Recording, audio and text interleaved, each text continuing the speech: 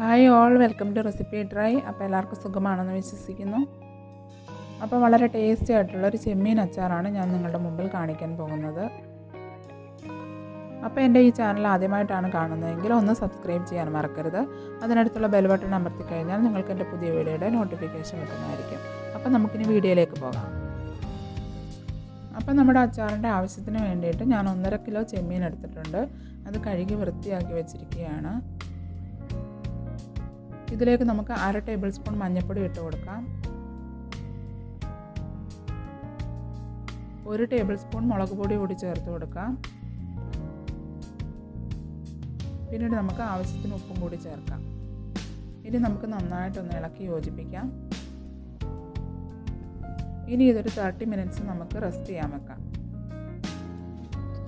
അപ്പോൾ 30 മിനിറ്റ്സ് കഴിഞ്ഞ ശേഷം നമുക്കിതൊന്ന് ഫ്രൈ ചെയ്തെടുക്കണം. അപ്പോൾ ഒരു പാൻ അടുപ്പത്ത് വെച്ച് ചൂടാക്കി അതിലേക്ക് എണ്ണ ഒഴിച്ച് കൊടുത്ത ശേഷം നമുക്ക് ഈ പ്രോൺസ് അതിലേക്ക് ഇട്ട് കൊടുക്കാം. അച്ചാറായതുകൊണ്ട് തന്നെ കുറച്ച് നന്നായിട്ടൊന്ന് ഫ്രൈ ചെയ്തെടുക്കാം. അപ്പോൾ നമുക്ക് കുറച്ച് ദിവസം സൂക്ഷിച്ച് വെക്കാവുന്നതാണ്. ഇനി നമുക്ക് മറ്റേ സൈഡും കൂടി ഒന്ന് ഫ്രൈ ആകാനായിട്ട് നമുക്കിങ്ങനെ ഒന്ന് ഇളക്കി കൊടുക്കാം. അപ്പോൾ എണ്ണ നന്നായിട്ടുള്ളത് കൊണ്ട് തന്നെ നന്നായിട്ട് ഫ്രൈ ആയിക്കോളും. അപ്പോൾ ജസ്റ്റ് ഇങ്ങനെ ഒന്ന് തിരിച്ചിടാൻ വേണ്ടിയിട്ട് ഇങ്ങനെ ഇളക്കി കൊടുത്താൽ മതിയാകും.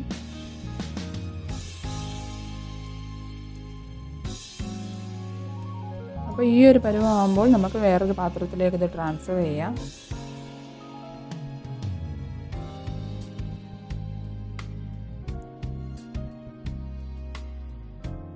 ഇനി നമുക്ക് ബാക്കിയുള്ള പ്രോൺസ് കൂടി ഒന്ന് ഇട്ട് കൊടുത്ത് ഇതേ രീതിയിലൊന്ന് ഫ്രൈ ചെയ്തെടുക്കാം.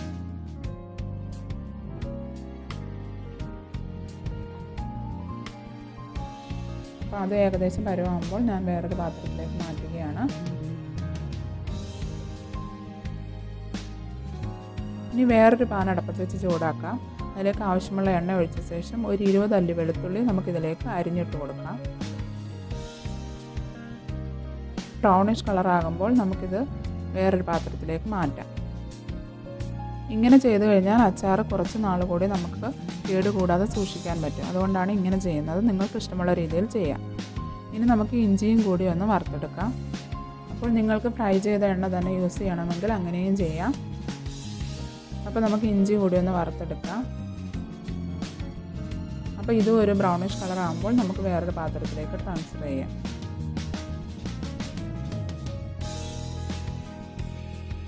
അപ്പോൾ ഇതേ രീതിയിൽ കുറച്ച് പച്ചമുളക് കൂടി ഫ്രൈ ചെയ്തെടുക്കാം. അപ്പോൾ ഞാനൊരു 12 പച്ചമുളക് എടുത്തിട്ടുണ്ട്. ഈ പച്ചമുളകിന് അധികം എരിവില്ല, അതുകൊണ്ടാണ് 12 എണ്ണം എടുത്തിരിക്കുന്നത്. അപ്പോൾ അതുകൂടി നമുക്കൊന്ന് മാറ്റി വെക്കാം.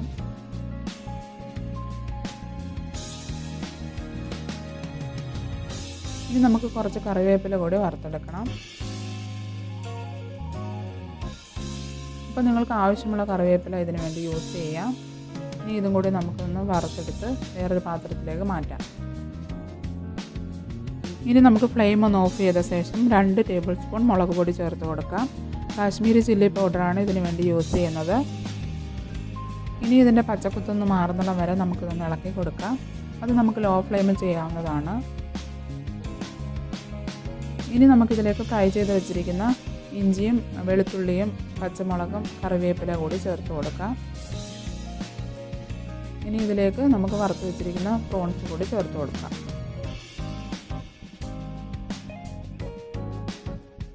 നമുക്കിതൊന്ന് നന്നായിട്ട് ഇളക്കി കൊടുക്കാം.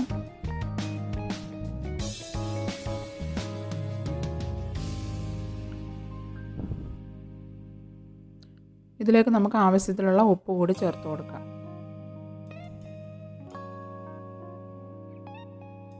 ഇനി നമുക്ക് നന്നായിട്ടൊന്ന് ഇളക്കി കൊടുക്കാം. അപ്പോൾ അച്ചാറൊക്കെ കുറച്ച് ദിവസം കേടുകൂടാതെ ഇരിക്കണമെങ്കിൽ കുറച്ചധികം എണ്ണ ആവശ്യമുണ്ട്. അപ്പോൾ നിങ്ങൾക്ക് കുറച്ചധികം ദിവസം വെക്കാനാണെങ്കിൽ കുറച്ചുകൂടി എണ്ണ യൂസ് ചെയ്യാവുന്നതാണ്. ഇനി നമുക്കിതിലേക്ക് 1 ടീസ്പൂൺ കായപ്പൊടി കൂടി ചേർത്ത് കൊടുക്കാം. ഇനി നമുക്ക് വേണ്ടത് വിനാഗിരിയാണ്. അപ്പോൾ 1/4 ഗ്ലാസ് വിനാഗിരി ഞാൻ ഇതിനു വേണ്ടി യൂസ് ചെയ്യുന്നുണ്ട്.